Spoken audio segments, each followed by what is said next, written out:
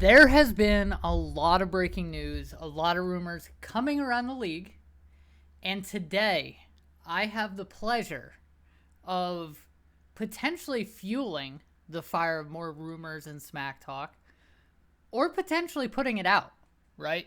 I am joined by Mr. Nick Moffet. Nick, That is right. welcome.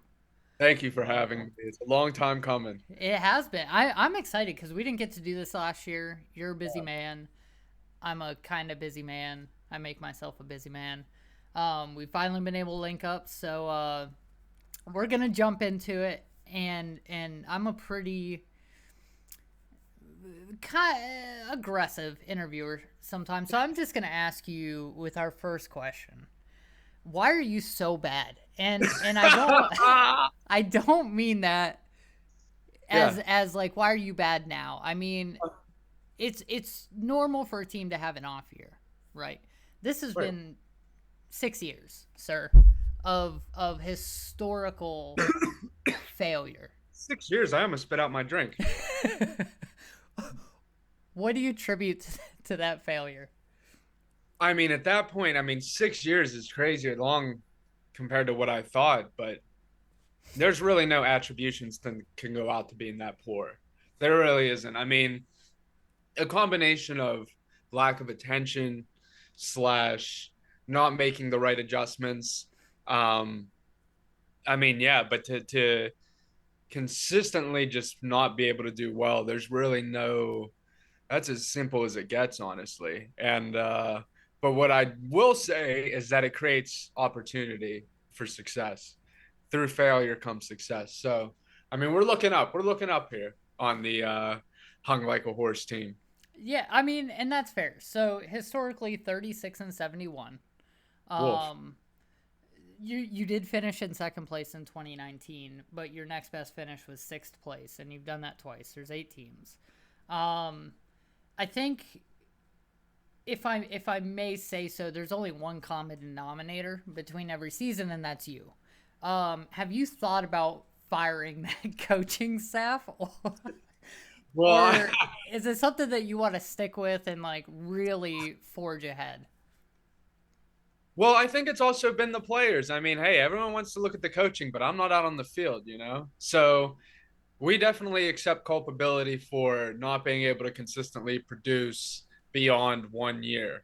But hey, rebuilding is rebuilding. And I think now, starting with last week and our ability as a team, I think, to at least put together some points and at least contend. I've lost 6 games this year, so not a good start, but there have been a few games where if adjustments were made, which I do want to point out, I would have beat the Joe Johnsons. Nady Evaldi got 39 points, and earlier that day, I had substituted him into my lineup. It didn't save.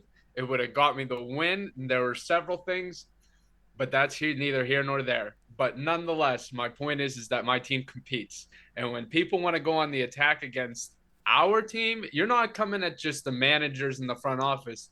You're coming at all the guys who are going out there each and every day to put on a show and to perform. And just a lot of what's been going on here is just it's disgraceful, to be quite honest with you. That is, it's very true, right? And let's kind of swing this interview just a little bit. So normally when I interview folks, I like to talk about them and their team and those types of things, right? But we're gonna switch direction a little bit and we're gonna talk about the other teams. Okay, I know in past years, every year there's been a different team that they kind of picked on and whatnot, and it seems kind of like not really that this is your year to get picked on. Yeah, But the attacks against you have been very aggressive almost they've in been strong. nature. They've been strong. Yeah. Right. Um, how does that make you feel in a baseball context? Does it make you feel like what you're doing is not enough and you need to do more, or is it just something where you kind of just wear it and have to move on?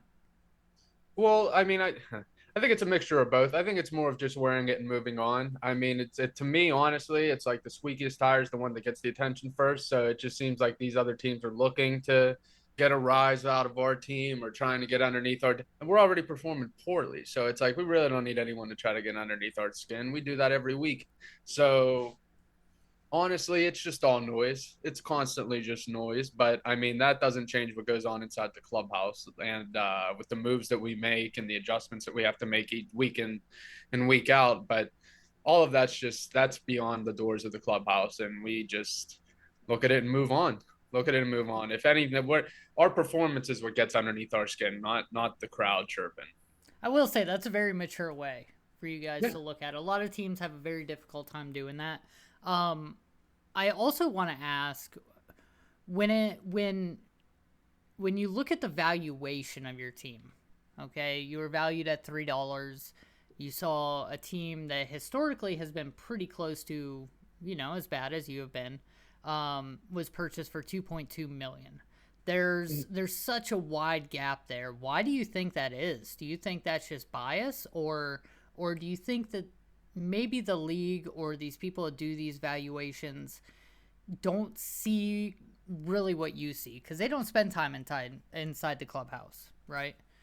I mean, and again, a lot of these teams that have been attacking our team, it's not at the team players. It's not coming at, it's directed directly at management. So it's like you're not really criticizing the people that are out there producing.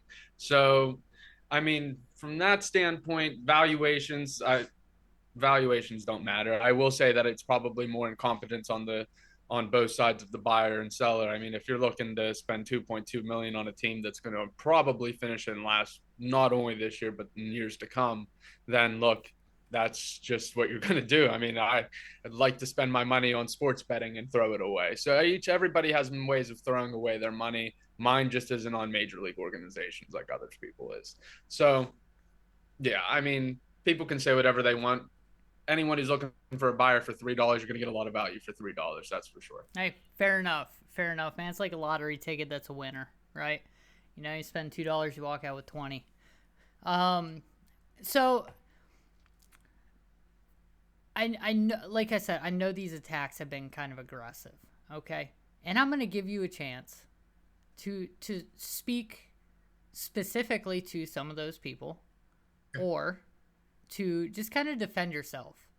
Um, I know I said earlier, and I want you to remember this. I said I thought it was very mature of the way that you guys are handling this.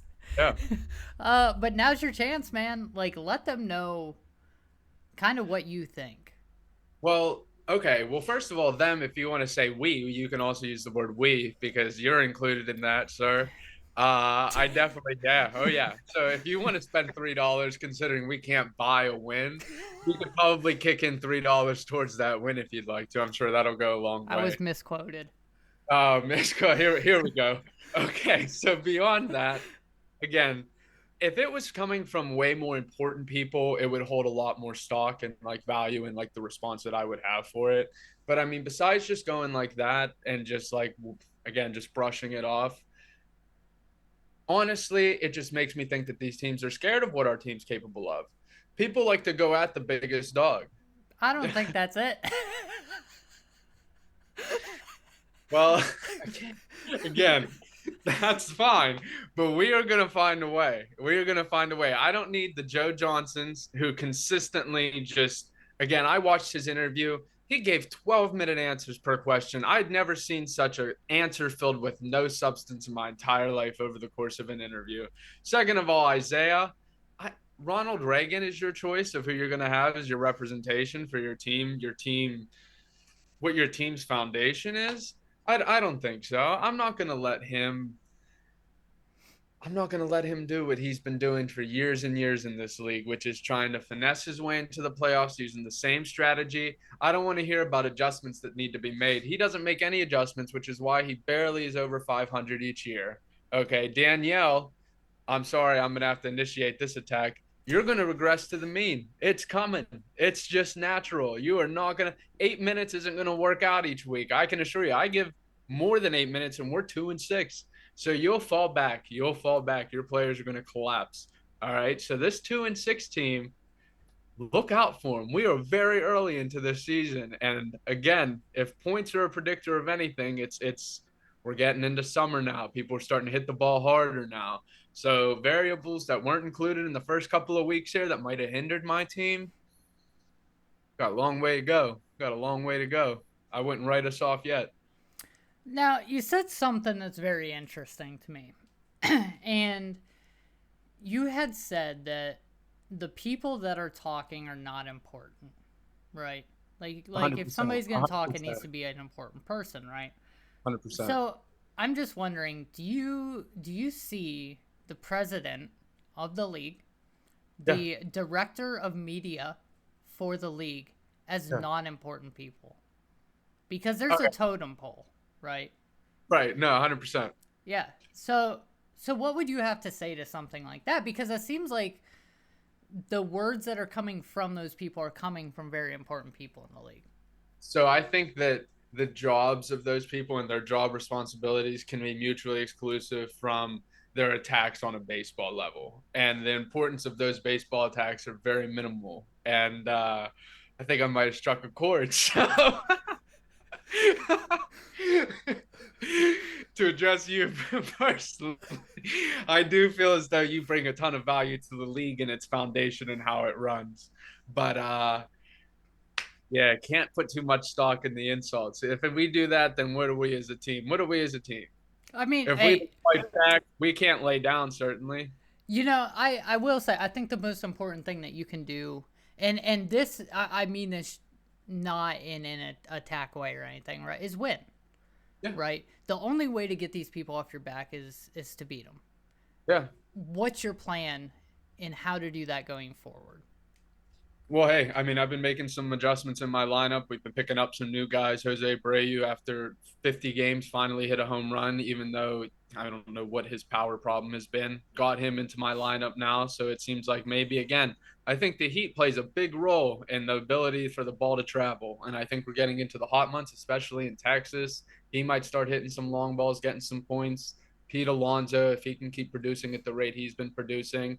And really, if my pitchers, I don't think our pitching staff is anything is are a bunch of slouches. So if we can every so often put together a good day and 3, 5 days out of the week beat the other team, then I think we'll be in pretty good shape. I, So I'm excited for what my team's capable of, and I think the other team should fear it. I think that's all fair. To be honest, I have nothing against anything that you've said in this interview. I think a lot of it's very factual, and I really appreciate that. But I also appreciate you coming on, taking time out of your night, as it is currently 11 p.m. Of course. And just talking with me, man, defending your honor, Yeah, I you know, wanted to be able to sleep tonight, and I and didn't think I was going to be able to unless I got this in. and taking those people down with you too. You know, Yeah. I think if it's handed out, it's got to be able to be taken. I don't count, so you know. Oh. But hey, man, thanks for. I don't count Why is that? because I am an independent That of, you of can't my say team that. as a You can't coach. say that. You put yourself out there. You're As independent. as a coach, I'm independent from my responsibilities on the media side. Um, Fair. That's very fair. so I gotta stay unbiased, but I do. Can't buy one doesn't Decent. sound unbiased. Fair enough. Well, hey man, thanks for coming on. I enjoyed it. I had a good time. Yeah, me too. Is there anything else you got to say before we go? Hey, look out, league, look out, baseball boys, because like hung like a horse is coming. Hey, Giddy up. I look forward to it. I look. Hey, everybody loves a good underdog story, Of course. right? And so, It's really not going to be Simsek. right, and in all fairness, he's different, but in all fairness, I want to let you know that I'm rooting for you as the underdog. I think it would be amazing to see you come from the ashes to the ashes to the ashes to the ashes, and then eventually get out of them. It's been a long time coming, man. Last season left, 2/3 of the season left. So, but hey, appreciate you coming on. Thank you very much, sir.